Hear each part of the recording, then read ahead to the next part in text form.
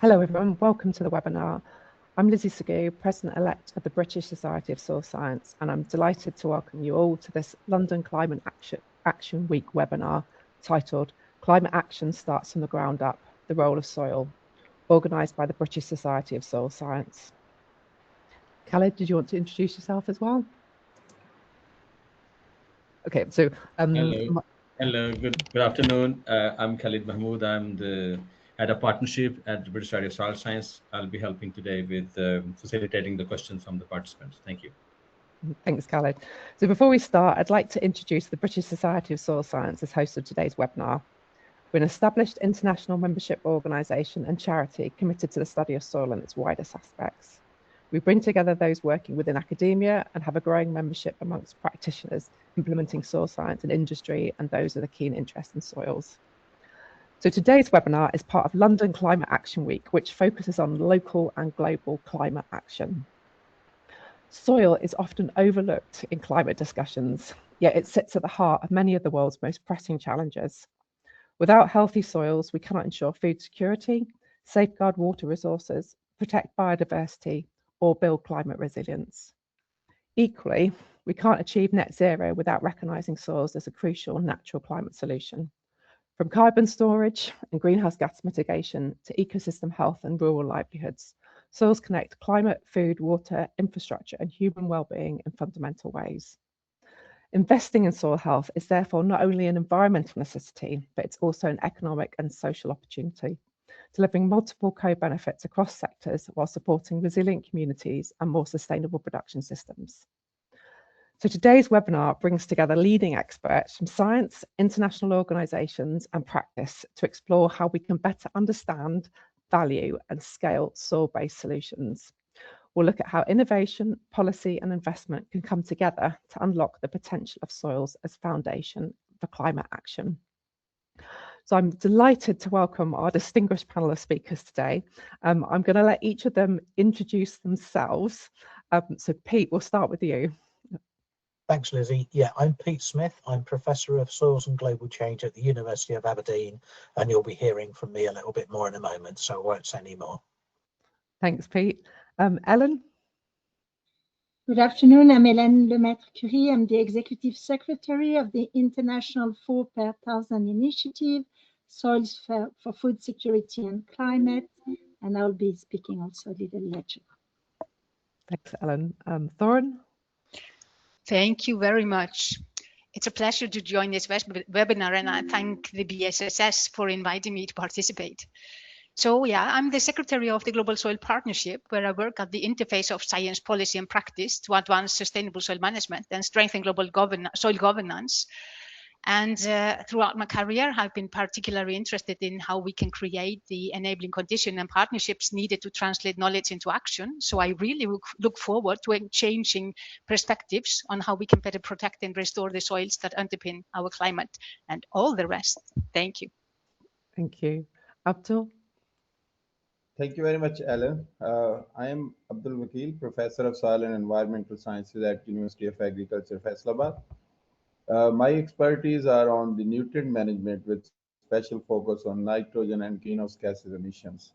So we are working mostly on the nitrogen management in various crops and also the reduction in the greenhouse gas emission from crop production. So I will be participating in the panel discussion today. Thank you. Thanks, Abdul.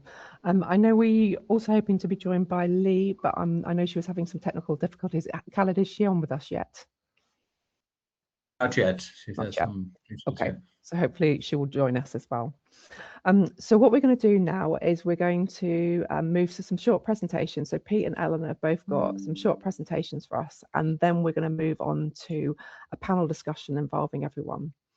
So we will be taking questions at the end of the session. So if you've got any questions for our panel, please do submit them via the question box and we'll try to get through as many as we can.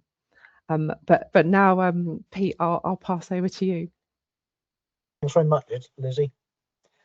So I'm going to be talking about soils and climate change, basically the roles of healthy soils in tackling climate change. Next slide, please.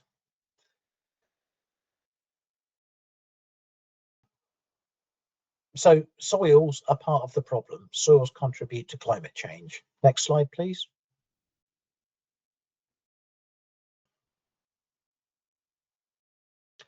So when we look at the contributions of nitrous oxide, carbon dioxide and methane, soils are contributing a net emissions of all these greenhouse gases.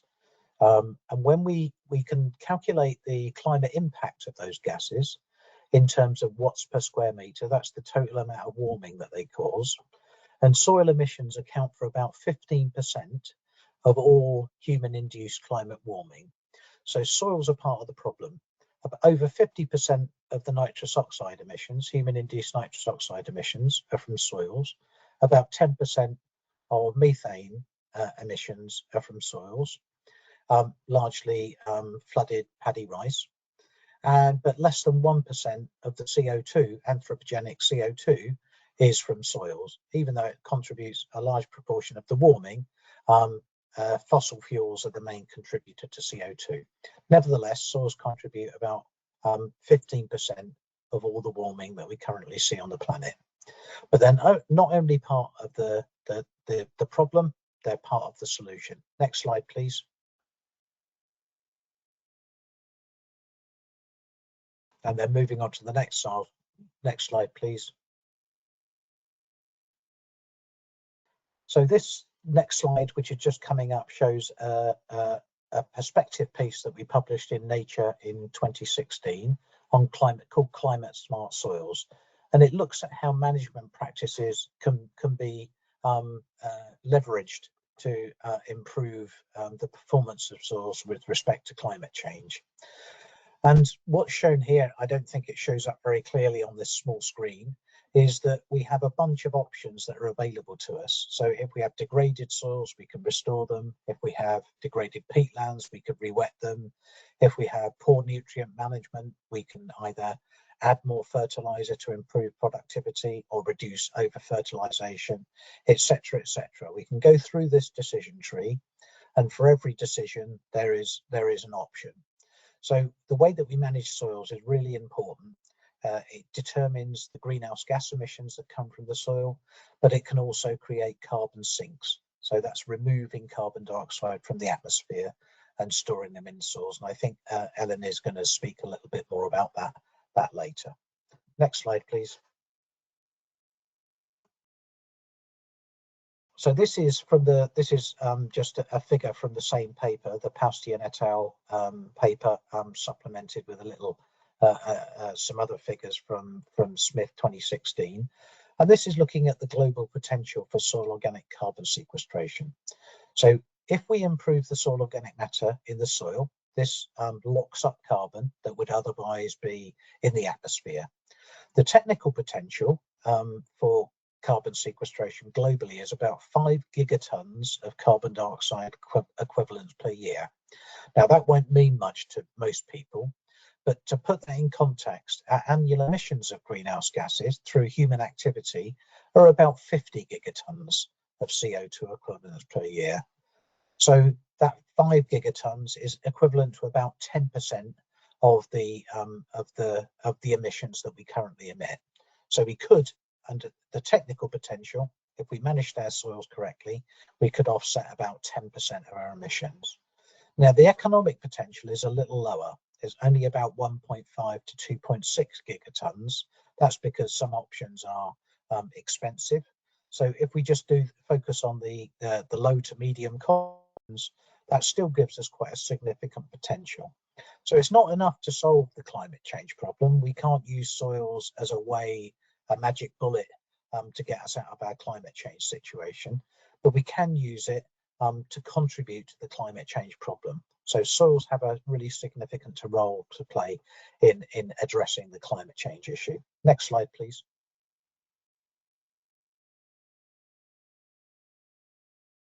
So soil carbon sequestration is a significant part of natural climate solutions. So the natural climate solutions, that's to do with managing our ecosystems, have quite a significant potential for climate change mitigation. This study that was published by Deborah Bossio and colleagues in Nature Sustainability in 2020 worked out what the proportion of that mitigation potential actually comes from the soil. So these are things like reforestation and avoiding converting forests. These are options in agriculture, for example, cover cropping, putting trees in annual croplands, adding biochar, optimizing grazing intensity and such like, and also in our wetlands. So restoring our peatlands and our wetlands and avoiding coastal conversion. And what we find is that 25% of that mitigation potential from natural climate solutions is down to the soil. That's occurring in the soil. So that's just hammering home the point that soils have a really important role to play in the way we manage our ecosystems and the way that we try to tackle climate change through natural climate solutions. Next slide, please. Managing our soils doesn't only tackle climate change, the greenhouse gases that cause climate change, it can also make us more resilient to climate change. Next slide, please. These are just a few slides showing how where we increase the soil organic matter or the soil carbon in the soil, we're also improving a range of ecosystem services and benefits. This is showing the mean soil organic matter content on the x-axis, and on the y-axis there is the increase in cereal productivity. And what you can see is as we increase the organic matter content of the soils, we're also increasing the yield or the productivity. And the graph on the other side, on the right-hand side of the slide, shows that the interannual variability. So the increase in soil organic matter is also reducing the variability in the yield that we see. So the difference between good years and bad years. So it's also improving the resilience of the system to future climate change. Next slide, please. That was a study published in 2009. This is a study that was published in Nature Climate Change more than 10 years later using a massive data set. And what we showed with this is that high quality soils actually improve crop yield, but also reduce their sensitivity to future climate change. So we found that under future climate change scenarios, yield stability would be better, and yields would be improved relative to the counterfactual where we had low quality soils. So improving the organic matter content in the soils will help protect or make us more resilient to climate change in the future. Next slide, please. This is the final slide in this section. This is another one looking at taking this analysis out globally to wheat, maize, rice, and soybean production over the globe now. And this shows that improving soil organic carbon under climate change scenarios decreases the amount of yield loss that we will experience due to climate change. So again, providing compelling evidence that improving soil quality, improving soil health, improving the organic matter in the soil will protect against the worst excesses of future climate change. Next slide, please.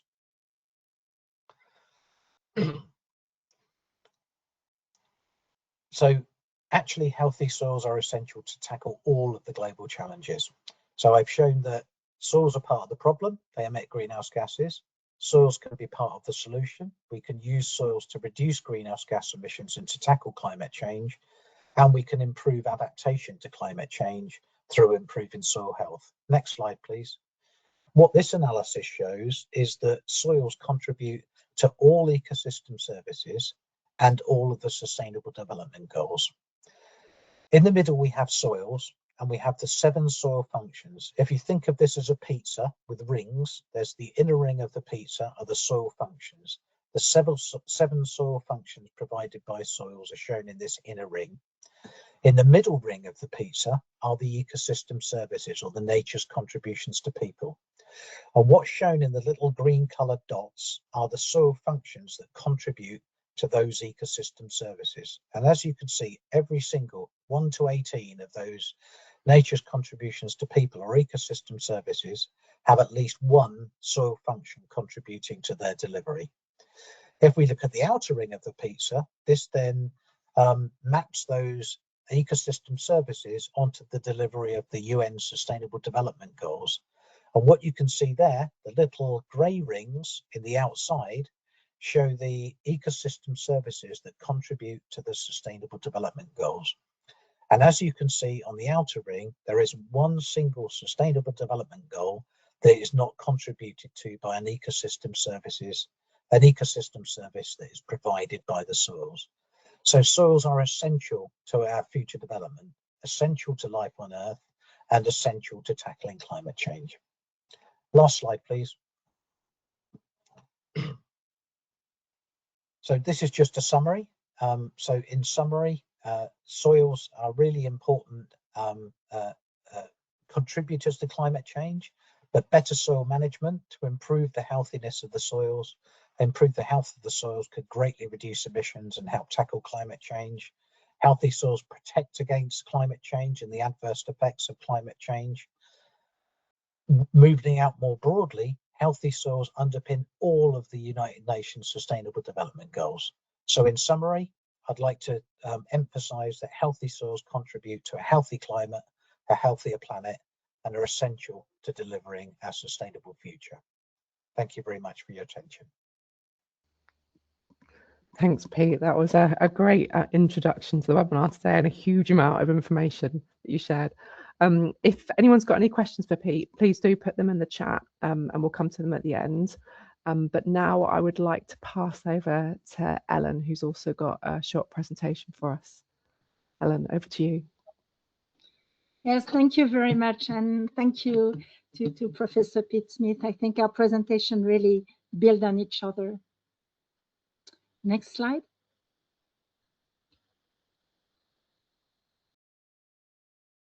I'm going to present the International 4 per 1,000 initiative, which was launched 10 years ago at the COP21, COP Climate in Paris, to exactly defend the idea that Professor Smith has been presenting before.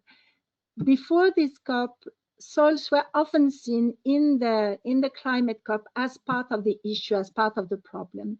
And the idea behind launching this initiative was really to defend the idea that certain soil management practices could actually be part of the solution, in terms of mitigation as well as in terms of adaptation. And the QR code you see here is linking to a report that was prepared at the occasion of the decade of the initiative last year to actually present where do we stand with comparison to 10 years ago. Next slide.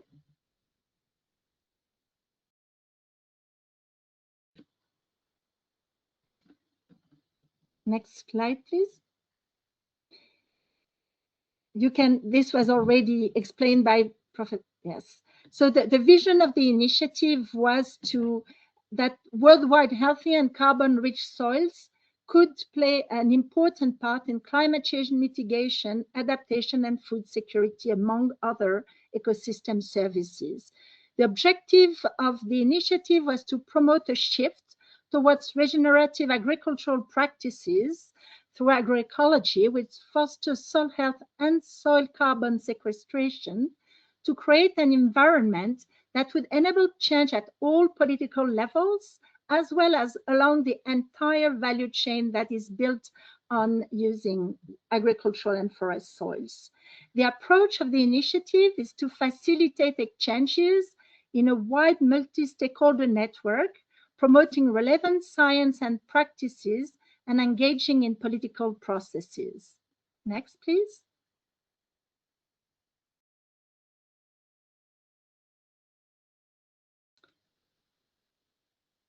Next, please.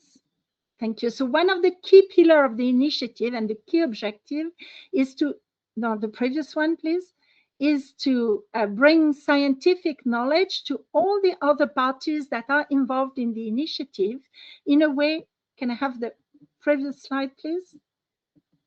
In a way that is understandable and usable by all the parties. And to do that, a very important component of the initiative is its scientific and technical committee that Pete Smith was one of the founding members, and Deborah Bossio, whose work was also mentioned by Professor Smith, is also very important part of the scientific and technical committee. This committee has been building together joint scientific references, joint books, joint scientific publications, clarifying some of the definitions that could be confusing sometimes for the other actors, as well as developing reference indicators for project assessment, project improvement, and assessing projects that intend to improve soil health and soil carbon. Those documents are also summarized for all actors through soil carbon notes, policy briefs, and soil carbon science webinar, which are always available online. This work has not been done in isolation, and you will have presentation just after by the Global Soil Partnership, by CASH, and this collaboration with other scientific-oriented networks is also a very important part of the initiative. Next slide, please. So this initiative has been working on different subjects where bridging science with practice is extremely important. One of the illustrations is the work done on monitoring, reporting, and verification systems on soil organic carbon with the objective to benchmark solution and bring information for all decision makings. Next.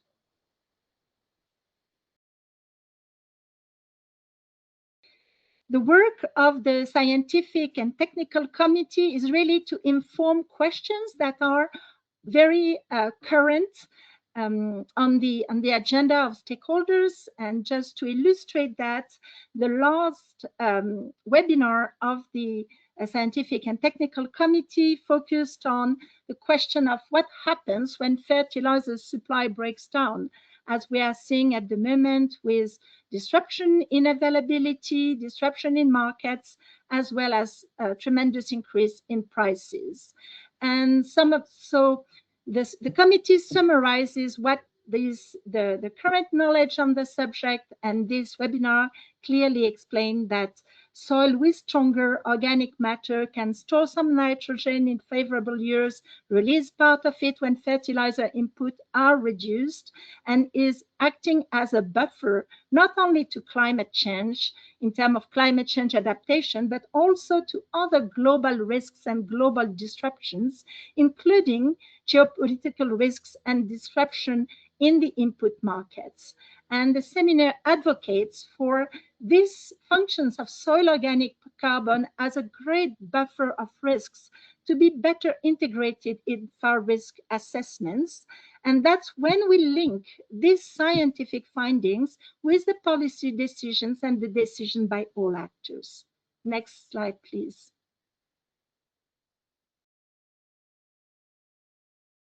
The second role of the initiative is really to try to advocate for changes in policy and raising awareness among stakeholders, together with initiatives that converge along the same objectives. So this is done through soil carbon notes. One of the last one, for example, was on the role of soil carbon for rangeland, so safeguarding soil carbon in rangeland, and that was done at the occasion of the International Year on Rangeland. There is also a strong participation in a number of decisions that have to be taken at international level, to organizing side events in international conferences, networking with other actors that bring knowledge and practice on the international agenda to impact decisions. And what we see in the report that summarizes what has been done over the last 10 years is that there has been very significant progress in all three conventions that were negotiated in Rio in 1992 and beyond. So there has been progress in the COP on desertification, for example, with a decision in 2024 to avoid, reduce, and reverse land and soil degradation of agricultural land, have been decision and advancement in the COP climate. There are other illustrations, and this is linked with a global effort to promote the importance of agricultural soil as part of the solution. Next, please.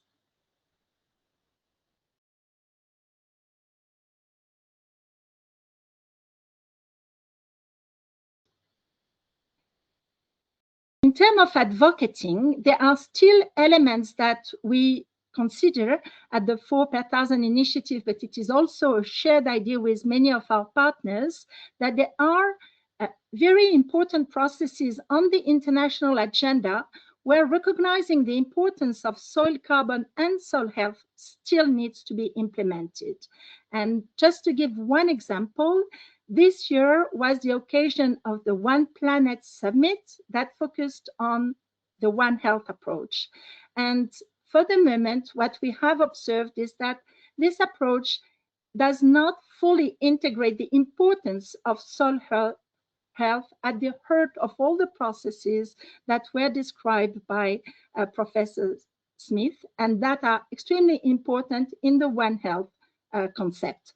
For example, our scientific committee highlighted in 2022 the role of soil carbon sequestration in enhancing human resilience and tackling global crises, including the pandemics. And we think it's still important to advocate to improve the place of soil health in these type of analytical frameworks, which lead to integrated policies. Next.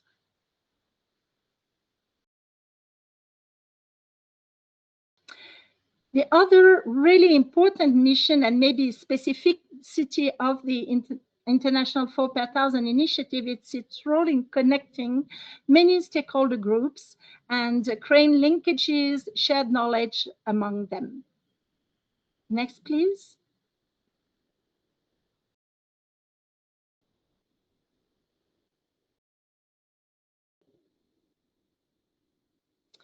So this function to connect members and partners, we can see it in the dynamic of our membership. The initiative started 10 years ago with about 160 signatories, and we are now almost 900 signatories who participate in the initiative from more than 100 countries.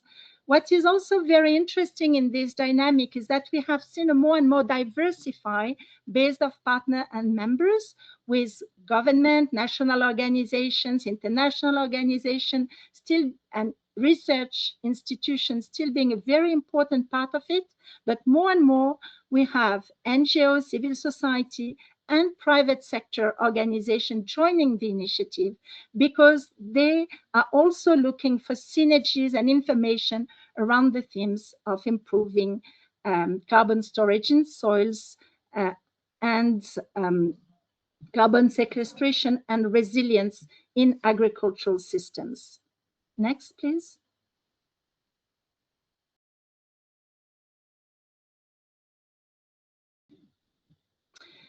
How do we organize this exchange of knowledge, best practices, what works, what doesn't work, what is still needed, what are the latest scientific findings to foster collaboration among actors and help them organize joint problem solving?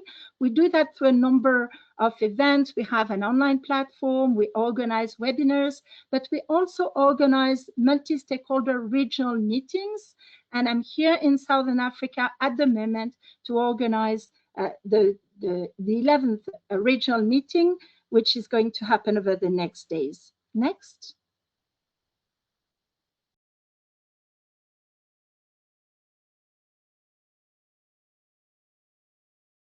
This is the occasion, those meetings are the occasion, among other aspects, to share best practices, but also see how those practices can be adapted to each specificities of the different territories. Next, please.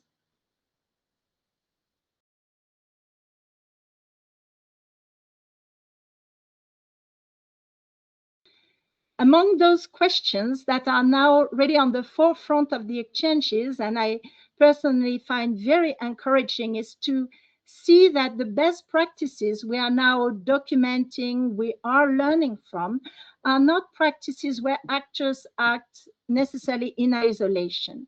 But what we find extremely positive dynamic is to see that among our stakeholders and among the stakeholders involved in improving agricultural practices for soils, we have more and more coalitions of actors that are developing and that are complementing their strength to actually foster a real transition.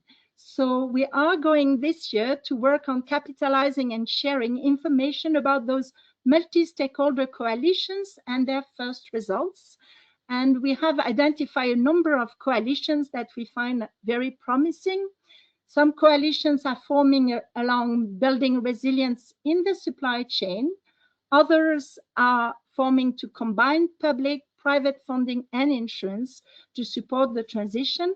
And finally, some coalitions are reinventing crop livestock integration. Thank you.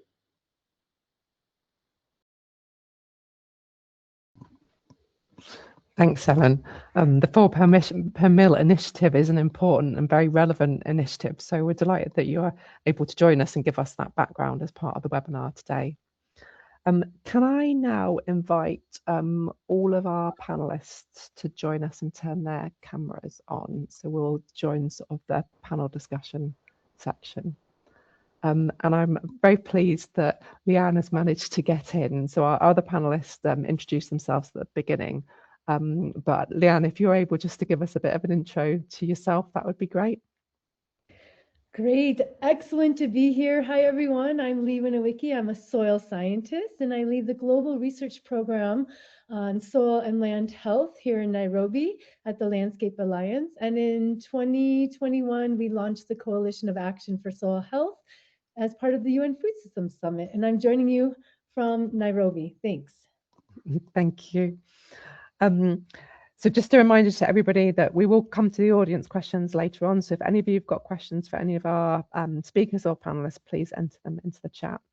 But Pete, you kicked us off, so I'm going to come to you first. The soils are increasingly recognised as a critical component of climate change mitigation and carbon dioxide removal from the atmosphere. So from your perspective, what is the potential of soils to contribute to carbon removal sort of in the short, medium and longer term? And what are the key opportunities and limitations that policymakers and businesses should be aware of? Yeah, so first off, there's a significant potential there, because if we reduce our greenhouse gas emissions from all sectors, as we must across all sectors of the economy, there are still going to be some greenhouse gas emissions in the mix going out to 2050, 2100. So what we need is some negative emissions or some carbon sinks to mop up or to offset those emissions. So soil carbon sequestration has a really important role to play in balancing those residual emissions where we've done everything we can to reduce emissions. So it's important to do that. It takes a while for that to happen, and there are a number of key limitations. Unlike geological storage, soil carbon that's gained in the soil can be lost. It's reversible. If you stop doing a good management practice and go back to the old management practices, you lose all that carbon and it goes back up into the atmosphere, as you know. The other issue is saturation, because soil carbon can be increased up to the carrying capacity of the soil, where you've sort of saturated all the mineral surfaces that hold on to the soil, or you saturated the aggregates. There's only a certain amount of carbon that you can store in the soil. So gradually over time, that the amount that's removed from the atmosphere every year decreases and decreases and decreases until it reaches a saturation point or an equilibrium point where it can no longer have any further impact. But you still need to continue the good management practice. So that's a limitation. And the other limitation, I think, is reporting, monitoring and verification. It's easy to, when you plant a tree, it's easy to see it growing and to go and measure it. You stick a tape measure around it at breast height and you can estimate how much carbon you've stored. But in soils, it's much more difficult. You can't see the carbon being stored. So we need really good data. We need good models. We need good remote sensing, all of those brought together into a monitoring, reporting and verification framework that can be trusted by politicians, trusted by investors to know that we're actually making a difference. So we have the science to do it, but we've not yet brought all of that together into a system that's recognized in a way that satisfies everyone, that the soil carbon sequestration is genuine, that it's happening, and to quantify it. So sorry for that long answer, but it's a complicated question. It's a complicated question. And so to what extent do you think we're just, with soil carbon sequestration, we're really looking at just repairing the damage that we've done to soils over time? Yeah, so that's over the last 12,000 years, we've lost 133 gigatons of carbon. That's a huge amount, right? And it's partly we're restoring that. So we're putting that back. We're probably never going to be able to put it all back because we need to manage some of the land to produce our food. But we do know that we can manage it much better. So in many areas of the world, soil carbon is being lost, soil organic matter is being lost, and soils are being overworked and overexploited. And we know about the best management practices that we can do. So it's a matter of getting the education out there, the knowledge out there, the best practices out there, to make sure that we're putting as much of that carbon back as we can, while still retaining the land in a management, in a managed system, where we can still produce food.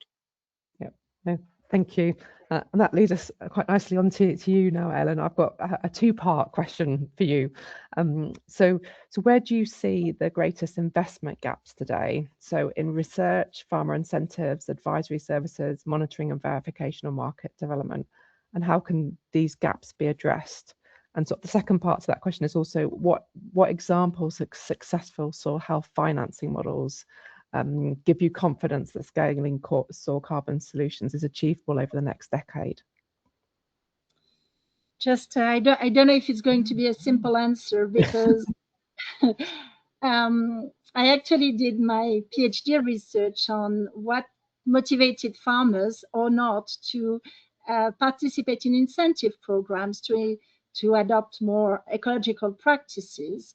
And there was not one simple solution. Clearly, farmers were motivated by the incentive, but not if they did not have appropriate advice.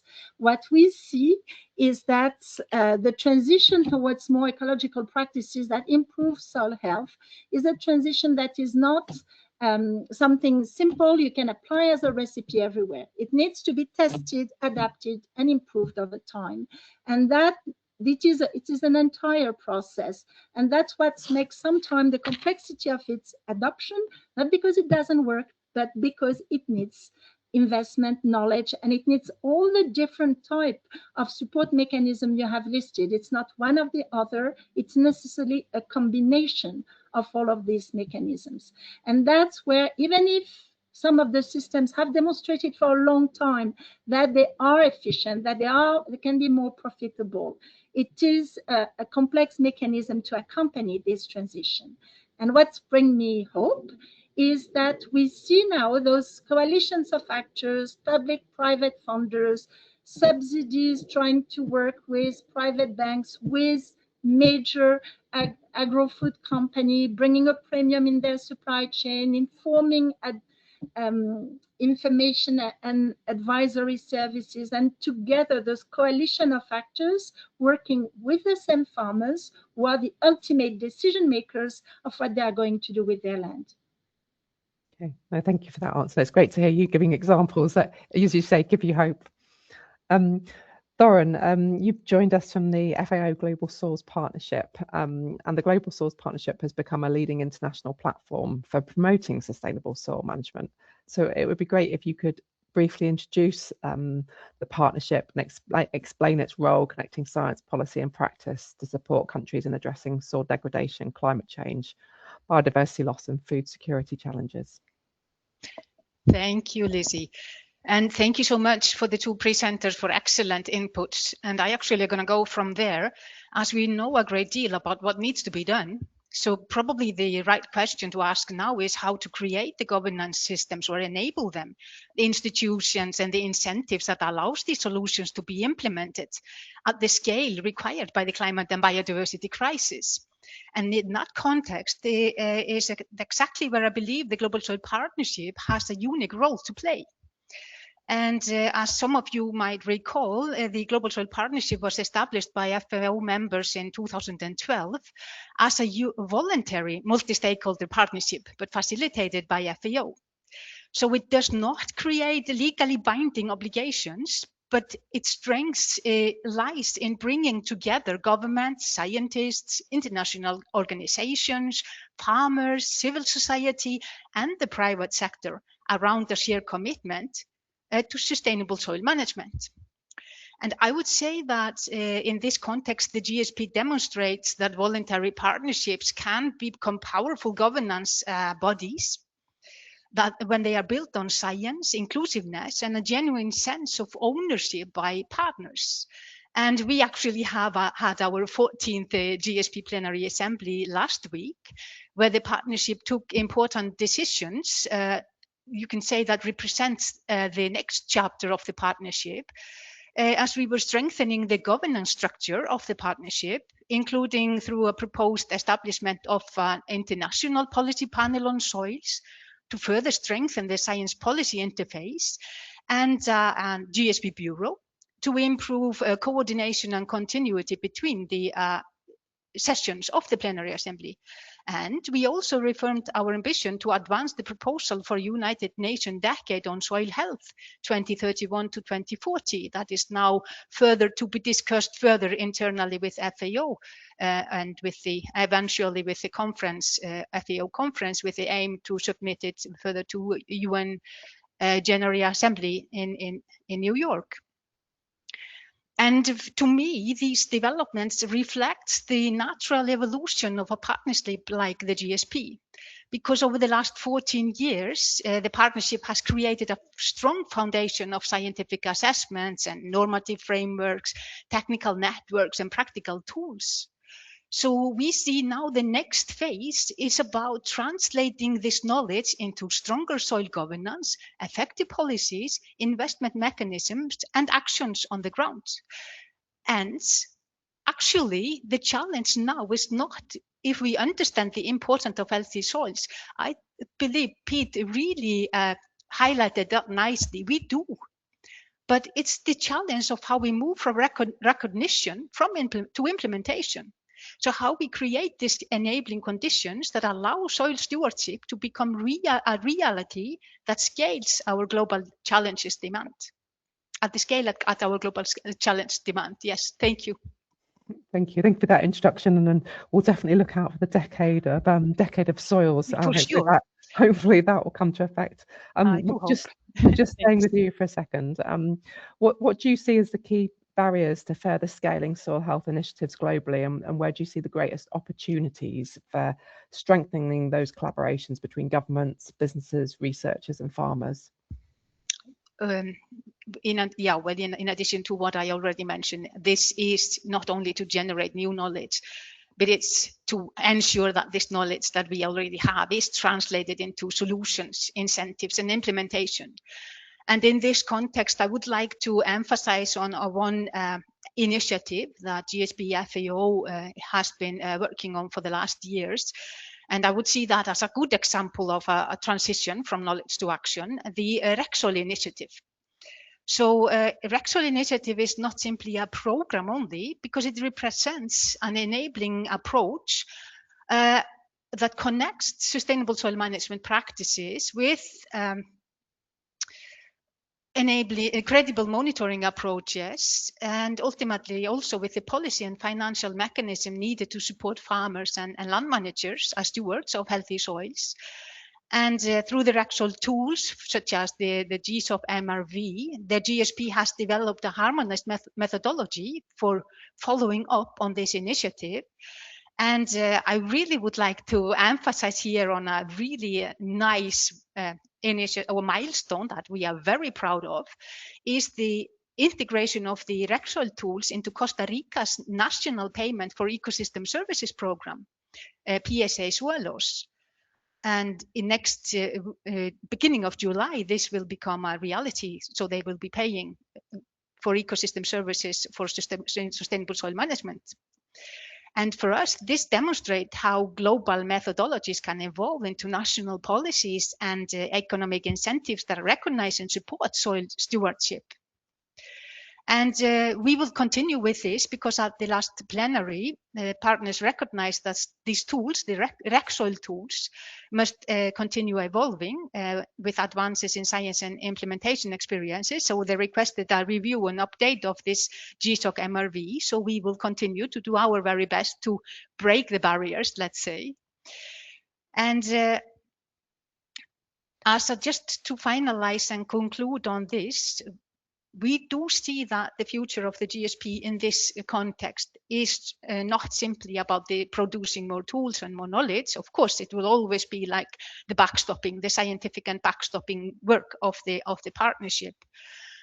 But it's also about continuing to serve as a global platform and catalyst, the one that connects science, policy, and practice and creates this space where technology, scientific advances, and the invaluable knowledge of the all GSP partners can come together to develop these solutions that we need. Thanks. Thank you for that. Abdul, I want to move to you now. Soils are often described as both a contributor to and a victim of climate change. Drawing on the work that you've done with the South Asia Nitrogen Hub, how can improved nutrient management, particularly more efficient use of nitrogen fertilizer, how can that help us reduce greenhouse gas emissions whilst maintaining crop productivity and supporting farmer livelihoods? Because we need the balance between the two. Yeah, thank you very much. Before I respond to this question, I just want to add up that where is the gap? I think Pete has already mentioned that actually the researchers, they have solutions. There is no gap there, but they are not able to convince the government sectors or the organization or the investors to invest in the climate fund, like to scale up the solutions, and especially in the developing countries.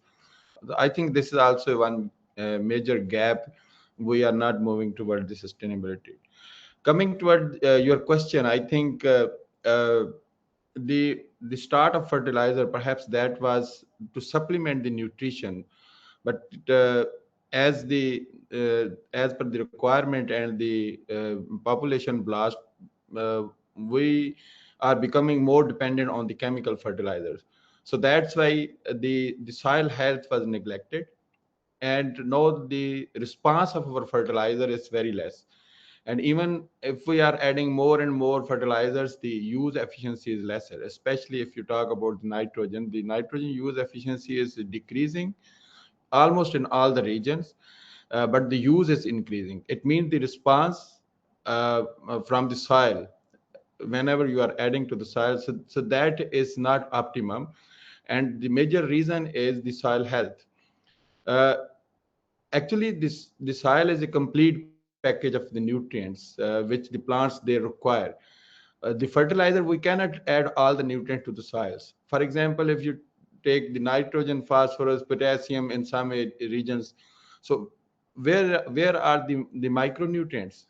And we are facing difficulties with the hidden hunger and the micronutrient malnutrition. So it means the chemical fertilizers, so they are not the solution. The solution is the healthy soils. If you just improve the soil health, the nitrogen use efficiency will also increase, and also not only the direct use efficiency, but also the indirect, because whenever the soils are healthy, so there are a lot of other nutrients which are supporting to the plant growth. Because in recent studies, I think 2 or 3 years back, we studied the nitrogen use efficiency in various countries.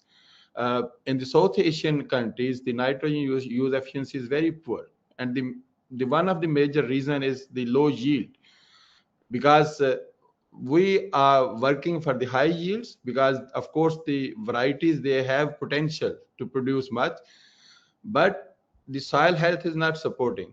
So that's why the yield is not as at par with the other countries like US, and where the soils are more developed and the management is better in some regions of that. without improving the soil health, we cannot move further, and we cannot increase the nitrogen use efficiency as well. So coming toward that, what is the solution? I think the solution is very obvious. That is the nature-based solutions and regenerative agriculture. We deteriorated our soil, or we mined our soils for the nutrients due to our population, and to fulfill the requirement of the population, getting more yield from the soil.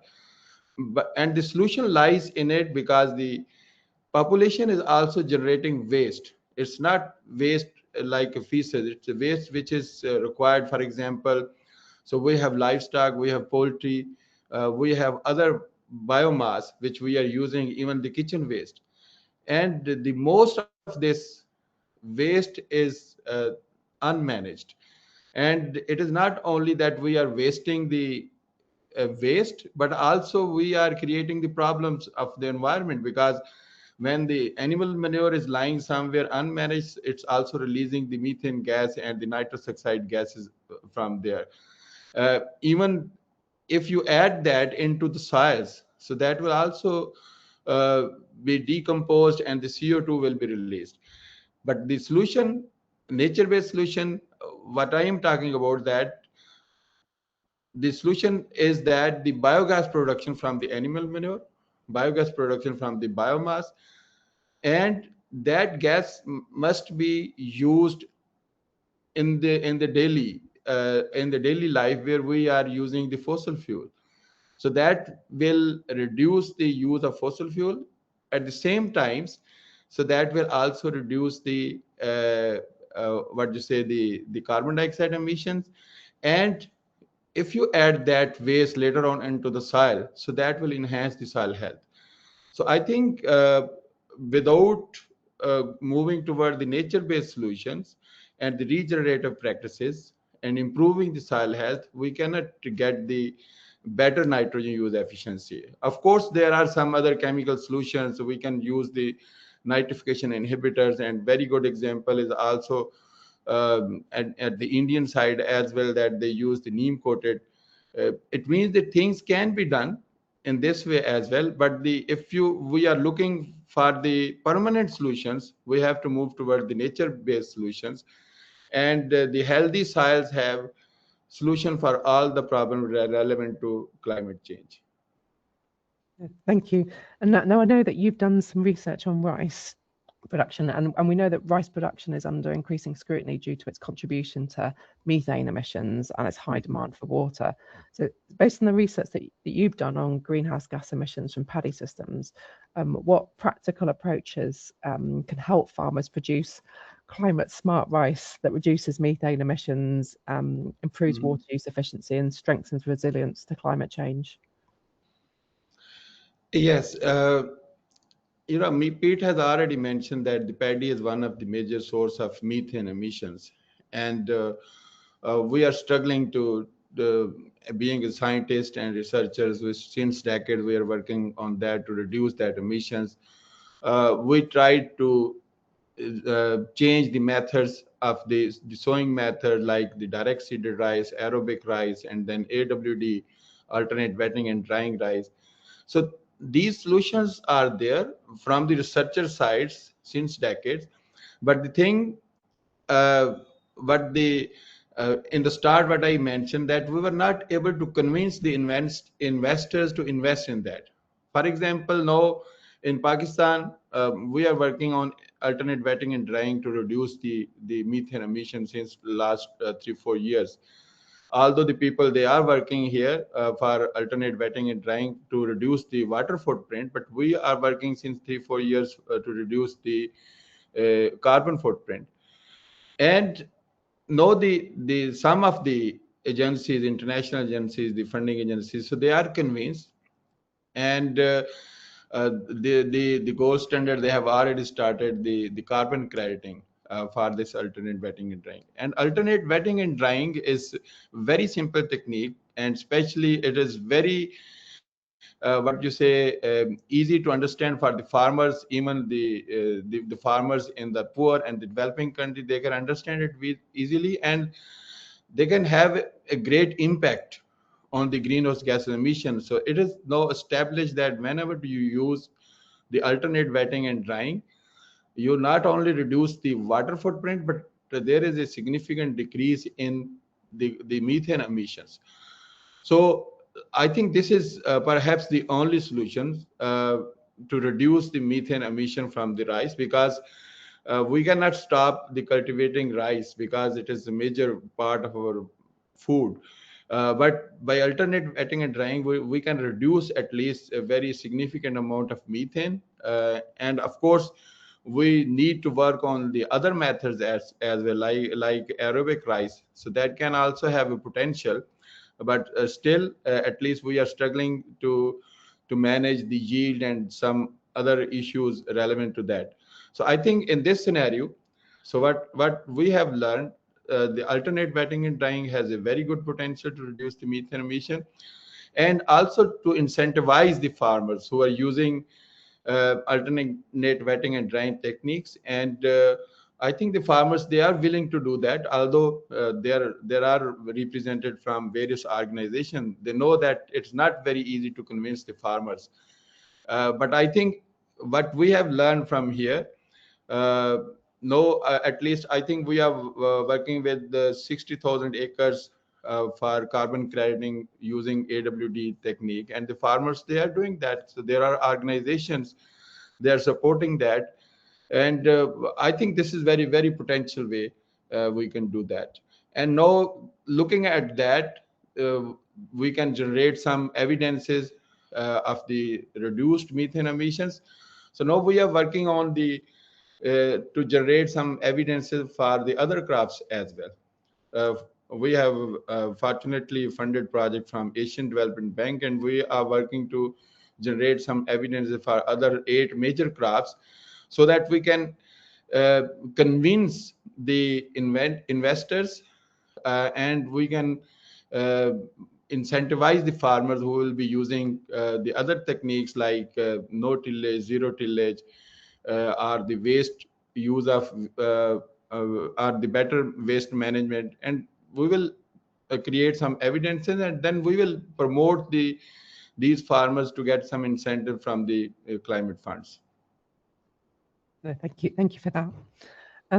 Yeah, and finally coming to you, the Coalition of Action for Soil Health has emerged recently as a key global initiative for promoting healthy soils. Could you share with us how the coalition is supporting soil health on the ground and what impact it's having on farmers, policymakers, and the wider sustainability agenda? Great, thanks so much for the question. And actually, I wanted to maybe tie in my answer with something that Pete said and some of the questions in the chat, if that's okay. So basically, the Coalition of Action for Soil Health really aims to move soil health from being a technical solution to actually a global action and really being on the global agenda. Dr. Ratan Lal, I'm sure all of us know him. He likes to say, translating science into action. And let me just give you a couple examples. So Pete was calling for systematic monitoring, robust, credible MRV. Well, what we've been doing at eCraft for literally 20 years, I'll put in the chat, the blog, we have implemented a consistent, robust, starting in the field-based method to assess soil health, land degradation, vegetation diversity. So that means soil carbon monitoring. Now, guess how many countries this has been implemented in? 46. The same methodology, which is a landscape scale approach with 160 plots per 100 square kilometers, 320 sites in 46 countries. We are now repeat measuring these sites. Now, how are we translating these data into action? Well, let me give one example, building on what Ellen also mentioned.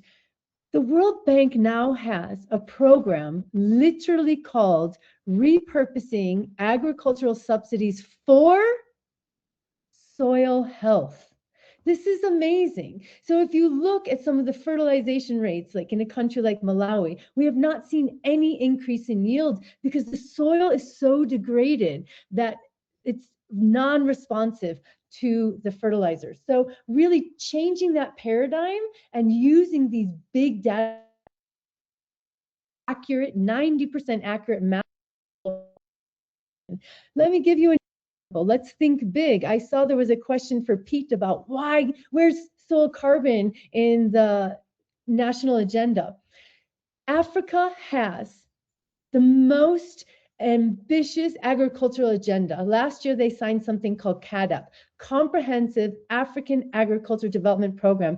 Ellen will hopefully hear about it in South Africa this week. We have the opportunity to include one soil health indicator that all member states have to report on every 2 years. So it's called the CAADP Biannual Review. I happen to co-chair the Soil Health Monitoring Task Force for the African Union. And guess what variable we have decided on, and it was approved in Namibia? Soil organic carbon. So I think we do have positive examples where finally these robust and large georeference data sets of soil carbon, soil erosion, tree diversity, grass diversity are really bringing evidence to bear. And the final example is NORAD is funding a project that's led by eCraft to increase the use of soil data, because it's not just enough to have these big data sets.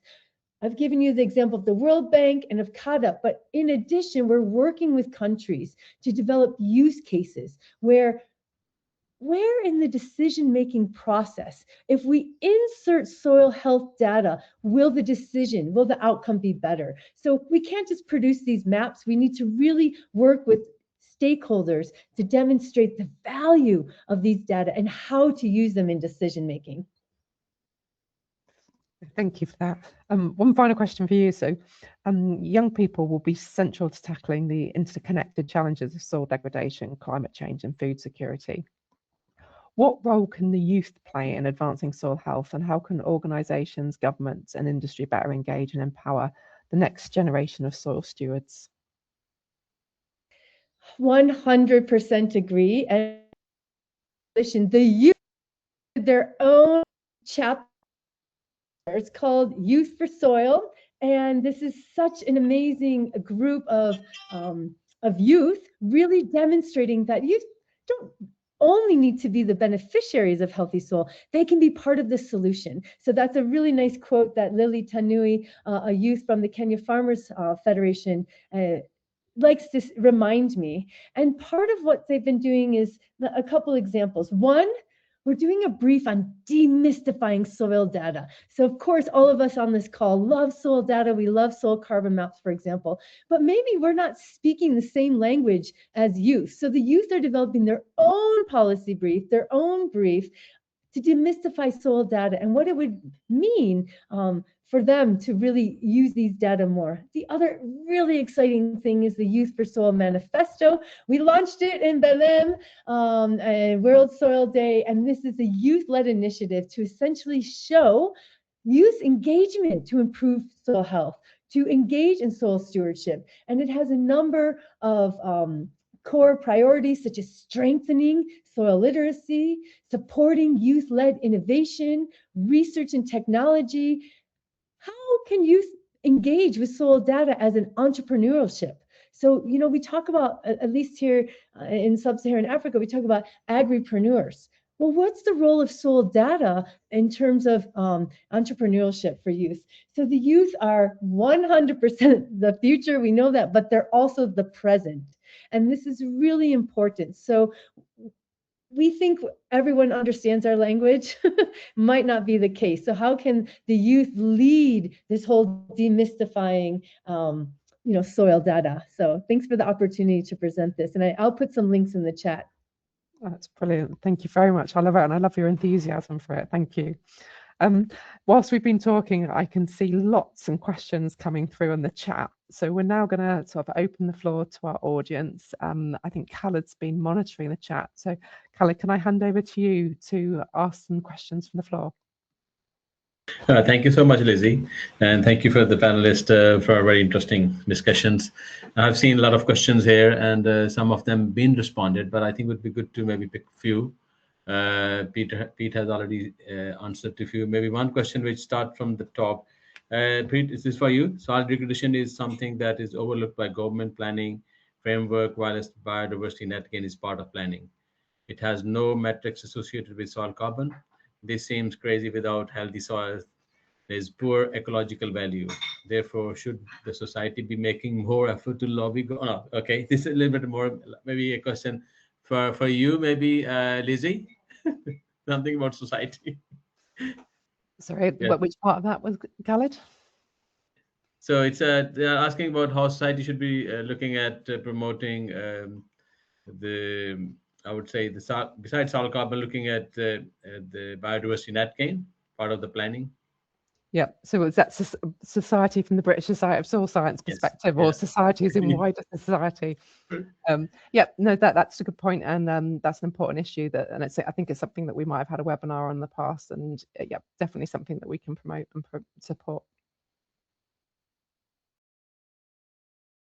I'll go to the next question. It's maybe improving soil organic matter is essential, but it's a very slow process. How can we reconcile the slow pace with the urgency of the climate crisis, and what complementary measures should be adopted to achieve faster improvements in the soil health?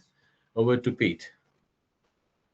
Yeah, well, it does take a long time, but we need those carbon sinks to offset the residual greenhouse gas emissions from the difficult to abate sectors, and the remaining emissions from agriculture, you know, the nitrous oxide and the methane that are unavoidably emitted as we produce our food, because we have to eat, so we have to produce food. But we can also not only increase soil carbon, we can also reduce greenhouse gas emissions of nitrous oxide by better management, reducing over fertilization, make sure that the fertilizer is on when the plant can take it up, all the things that Abdul's already spoken about. We can reduce methane emissions from rice paddies, as you know. I think Abdul's already spoken about that as well, and we've heard that from other people. You know, alternate wet and drying and controlled drip irrigation can be used in rice systems as an alternative to flooded paddy. So we can reduce those emissions at the same time. But we mustn't only think about soils as in terms of soil carbon, right? Soil organic matter, as we've heard today, you know, is a headline indicator of soil health and quality. So it's really important, but it's not the only thing. We need to make sure that soils are biodiverse. 50% of all our biodiversity on Earth is found in soils, so we can't really protect biodiversity unless we protect our soils as well. So we have to do that, and improving the soil physical indicators as well in the soil. So we have the biological, the physical, and the chemical indicators of the soil, and we can get, I mean, especially me working in soil carbon quite a lot, we can get fixated and wear our blinkers, you know, so that we can't see outside, can't see either side of the carbon. But we have to think more widely about soil health. It's not just about soil carbon, it's about soil health more broadly.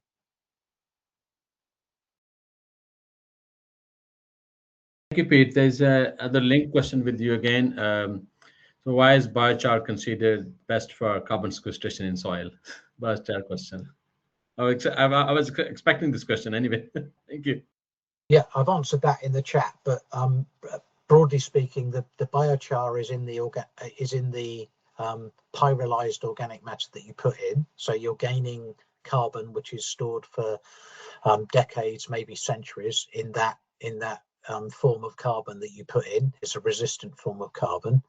But not only that, it can act as a surface, which allows the native organic matter to increase, because it acts as another surface that native soil organic matter can bind to.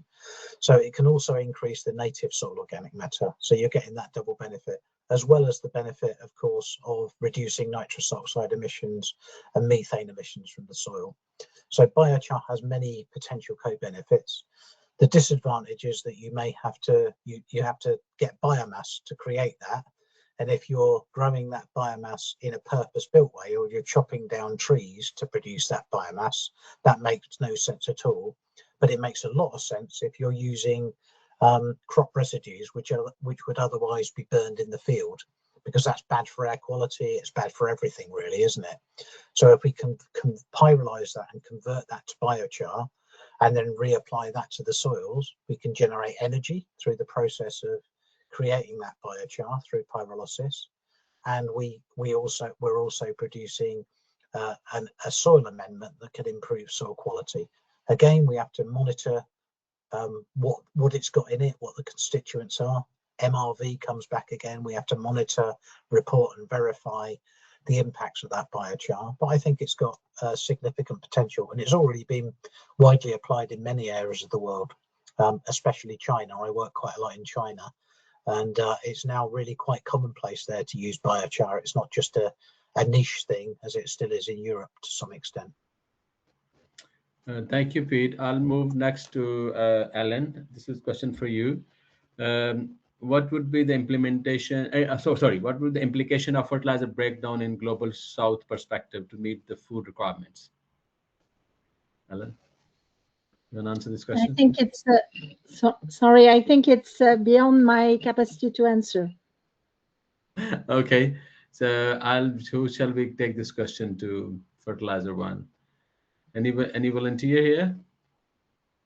Yeah, I'll Leigh? take it, Khalid. Yeah, maybe over to you, Leigh. Yes, thank you. Yeah, I just wanted to highlight that at COP30, we had an amazing opportunity within the breakthrough agenda to contribute to the fertilizer breakthrough. I'll put the link in the chat, but I'm not able to send it to everyone, Khalid, so you'll have to repost it for me. So what we did in that chapter is the Coalition of Action for Soil Health. We wrote the use section. So probably everyone knows where the biggest greenhouse gas emissions comes from, the use or the production. It's the use. 60% of the greenhouse gas emissions come from use of fertilizer. So that means when we invest in soil health, the efficiency increases, right? We've heard wonderful examples from Asia as well. So it's also an opportunity for international cooperation on the monitoring, on creating standardization or certification around biologicals. So we basically came up with 9 recommendations to stimulate the international cooperation on the use and the production of fertilizers. And this was launched by the UK government with Brazil, and now it's if anyone was at SOPSA this week in Bonn, also highlighted and relaunched again. So I think we can't avoid thinking about healthy soil when we talk about this crisis that we're in, right? In terms of this whole breakdown with the Strait of Hormuz. And so this gives us a good example and good incentive to invest in healthy soil, the biological activity, increasing the water holding capacity, increasing the organic matter content. So I'd just like to answer that question from that angle. Thanks. Thank you, Leigh. Linked to this question, there's another question. How do chemical fertilizers influence soil carbon storage and long-term soil health?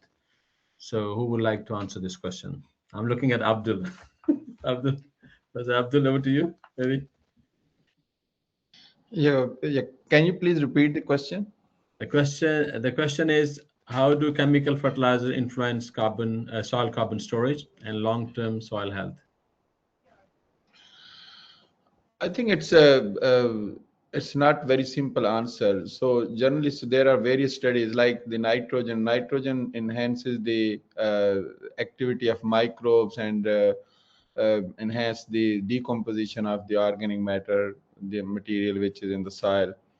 And but overall, I think if you compare with the non-fertilized field, when you add the fertilizer, you have also enhanced the biomass production there, and the roots are also there in the soil. So ultimately, it's a kind of a balance which the chemical fertilizers they are producing in the soil.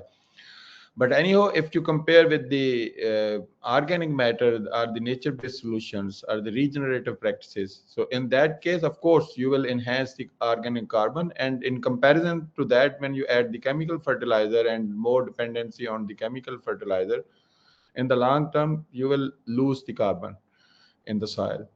So I think this can be the answer of that question. But I think Pete may respond in a better way. To you, Pete. Yes. Yeah. on the one hand, fertilizer increases production, increases the productivity. So when we've got more productivity, we've got more rhizo deposition, we've got bigger roots, and more carbon going down into the soil. So fertilization improves productivity, and therefore it should improve the amount of carbon going into the soil and increase the organic matter.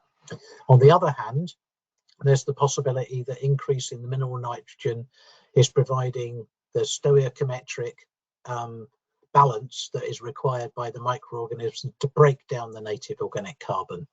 So it's a balance between increasing carbon inputs, which increases the soil organic carbon, and maybe under some circumstances increasing the priming effect, which means that the organic matter is breaking down more quickly in some circumstances, so you're losing organic matter.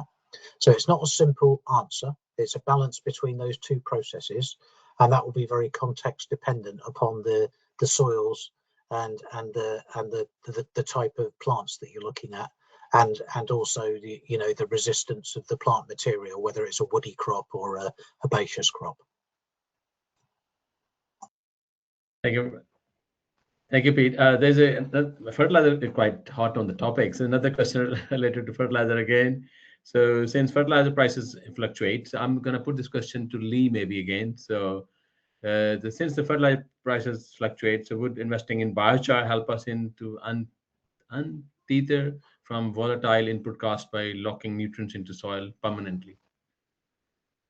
Leigh? Yeah, I'm not sure I'm the best one to answer the biochar question. We have some companies that have turned waste into fertilizer here in Kenya, taking about 50,000 tons of waste, household waste, farm waste, into restaurant waste, into organic fertilizers. And often these are some of the biochar supplements are used in collaboration with inorganic fertilizers. So I don't think it's an either or, but I would like to point out, so I'm based here in Kenya, and there was a study from the Africa Plant Nutrition Institute. And not this crisis, but the one before, and it looked at farmer behavior when the price starts fluctuating, and it's very interesting. So farmers will start prioritizing smaller parcels of land, higher higher value crops, and really to reduce their use. And I think that it's not an either or, it's really looking at farmer behavior and what we're all seeing here. And right now we're in the rainy season in Kenya, but Tanzania is about to start in August, and this would be the exact time for inputs to reach the farm, and they're just not there. So it's going to have another study, and I'm sure, Ellen, you'll be hearing this from all the participants in South Africa as well. Thanks. Thank you much. Ellen, you want to add anything on this bit as well? So can I add? Okay, yes, please, Doctor. So actually the question was that whether the fertilizer, we can keep the nutrient for a longer period of time in the soil, retain in the soil by using biochar. So of course there is the impact of biochar that due to the exchange sites, the soils can hold the nutrients for a relatively longer period of time, and it is also revealed that the biochar that enhance the nutrient use efficiency as well. So I think this can be a response. Very much, thank you. There's another question. Sorry, yeah, please. Just if I can give one more element on that, I think those crises are also extremely important because they change the perception of risks by all actors. And we know that risk perception is a major decision factor. So we have heard that from insurance, we have heard that from major agro-food supplier and from farmers, obviously, that those shocks, whether they are climate shocks or whether they are supply shocks, are really changing their practices because taking into account risk is a major aspect for them in their future decisions. So being better equipped to be resilient to those kind of risks is something they are looking for, and they are looking for through practices that are going to improve soil health and soil organic matter, among other aspects. Thank you very much. That's very helpful. We have got 4 minutes left. I'll take 1 or 2 other questions.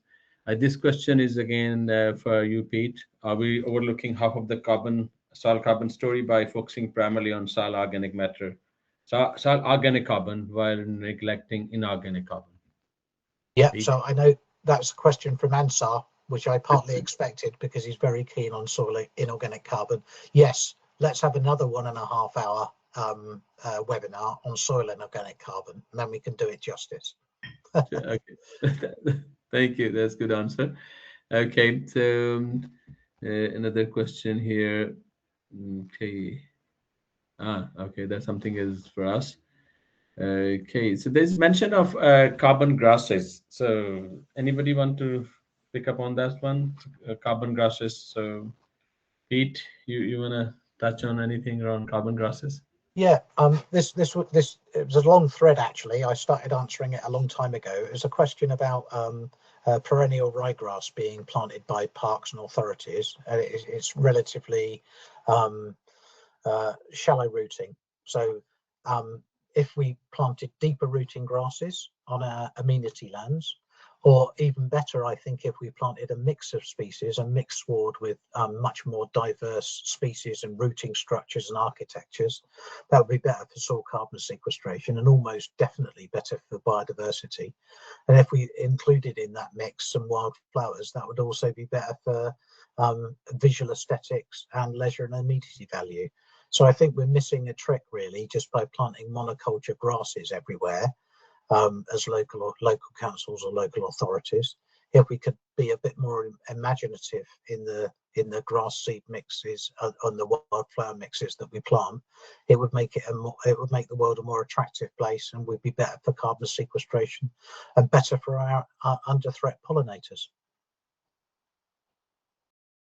Thank you, Pete. That's very helpful. There's another Khalid, question. Yes, can I take this further? Yes, Thorunn. Yes, because please. we really would like to go also into what Pete was also talking about now, connecting back to the biodiversity. And because mentioned before is also soil health is a complex and multi-layer approach. And we have to talk about biodiversity. We have not mentioned pollution. We have not mentioned salinity, and we have mentioned slightly erosion. But these are also very important components that needs to be taken into account, because this is all connected. Even really focusing on the carbon here, this is all connected. And I just wanted to mention, if the audience would like to know, that the Global Soil Partnership also has 8 technical networks which are open. 6 of them are fully voluntary open, and we have technical networks explicitly focusing on these 4 topics. So people interested in working with people interested in that field, I really encourage them to join. And I really would like to use this opportunity to reflect on what we have been discussing here, which is so great. And it's so great to hear from Leigh, from Cash, from Elen for 4,000, from Professor Wakeel, from Pete Smith, and the colleagues from the British Society of Soils Science. Now I mix it, BSSS. I will just keep it on the safe side. But what we are talking Thank you. What we are talking about here, when it comes to sustainable soil management, it actually, in my opinion, and I'm pretty sure that we all share this opinion, that this requires a fundamental shift in the way how we value and manage our soil. From seeing the soil as primarily as a production resource to really recognizing it as a living ecosystem that underpins food security, climate resilience, biodiversity, and human well-being. Because we know this, and our ancestors knew it, and many are working also in this direction and in this field still. And if we can do this transformative contribution that global partnerships, such as we have now 3 representatives here on the screen from, we can really make great changes together in advancing climate action. Thanks. Thank you, Thorunn. I was holding another question for you, so thank you very much. Oh, sorry, Yeah. sorry. So how do we see the food supply chain leveraging soil health at scale? And in your opinion or your experience, where have you seen soil health improved at scale across the supply chain? Any examples to quote? Thank you. Well, I just mentioned now this pilot project that we are working with rec soils. So I do believe that if we really integrate what has been mentioned also by my colleagues here on in this webinar, integrate approaches that really contribute to raising soil health, really focusing on soil health. Actually, in agri-food systems, we should start by focusing on the soil and water. And if you start there, healthy soil and available fresh, clean water for the systems, we can get quite along with the rest, I would say. I am probably not the right one to answer more detailed question on the agri-food system and healthy soil and examples. We have heard also the example of regenerative agriculture. Also, that when we are using fertilizer, we should not be overusing. Sometimes we are maybe underusing as well, as I have heard from in cases from Africa is the reality. So, yeah, being more cautious and being more aware of how we implement. Thanks. I think we have got a few more questions, but I think I'm going to take the last one here, and then we will answer some of the questions later on directly as well. So please do send emails to info@bss.co.uk. Sorry, info@soils.org.uk. Sorry, my ignorance. So there's one question we haven't touched this today. It's something around zero tillage. So Pete, I'm gonna ask this question for you. So in zero tillage wheat maize system, grass weeds and volunteer grasses contribute biomass and root carbon to the soil. To what extent can these grasses contribute to soil carbon sequestration, and how should this potential benefit balanced against their negative impacts on crop productivity? Yeah, that's the challenge, isn't it? Balancing the decrease in crop productivity with the additional carbon inputs. Maybe it's to do with how you're undersowing the crop. So it works best when you're undersowing another crop, such as red clover, underneath your cereal crop. Then you're controlling the volunteer weeds that are coming up. So I think it's a matter of selecting the most appropriate, hopefully a legume crop, because you're also then putting nitrogen back into the soil, which you undersow with the cereal crop. But not all of those undersown crops work in all climates and on all soil types. So they have to be adapted. So again, this is a role for local extension workers who really understand the agricultural system within an area to provide the best advice on that. Thank you so much, Pete. So much juicy discussion going on. I don't want to interrupt. So no, the time is getting up. So maybe back to you, Lizzie, and maybe you want to quickly make some announcements, and then we can formally say a big thank you to everybody. Thank you. Yeah, thanks, Khalid. Thanks for fielding those questions. So firstly, to say on behalf of the British Society of Soil Science and London Climate Action Week, to express our thanks to our panelists today, Pete, Ellen, Thorunn, Abdul, and Leigh. So thank you all very much for that really interesting discussion. Just before we finish, we have got a couple of announcement slides. Ella, are you able to move on to the next slide? I think we just wanted to share with you about our annual conference. Back one, Ella. So our annual conference this year is in Aberdeen in December. The oral abstract submission is currently open. It would be great to welcome you all there. So please do have a look at our website about that. The other slide we got was actually about another conference that we're very excited about, where the Society is delighted to be hosting the Eurosoil conference in Edinburgh in September 2028. So please do look out for details on that. I don't know, Khalid, did you want to mention about potential sponsorship opportunities for Eurosoil? Thank you, Lizzie. I think I missed that slide, so maybe it's disappeared. But I could just say here, please do get in touch with Society. We're looking for partners to join and sponsor our events. they could join our December conference in Aberdeen. We'll be in Pete Smith's town as well. They'll have a chance to meet him as well. And yes, please. And we also host our webinars and a podcast series. Please do get in touch with the society if you'd like to involve and support one of these events, because we are a not-for-profit organization, and we work with your support, and your support is very helpful for us. Thank you again. Thank you so much. Back to you, Lizzie. Thanks, Khalid. And just to let you all know that the webinar is being recorded and it will be available after the event on our YouTube channel. So yeah, finally, we've thanked our panelists. Thank you all for attending, and enjoy the rest of your day. Thank you.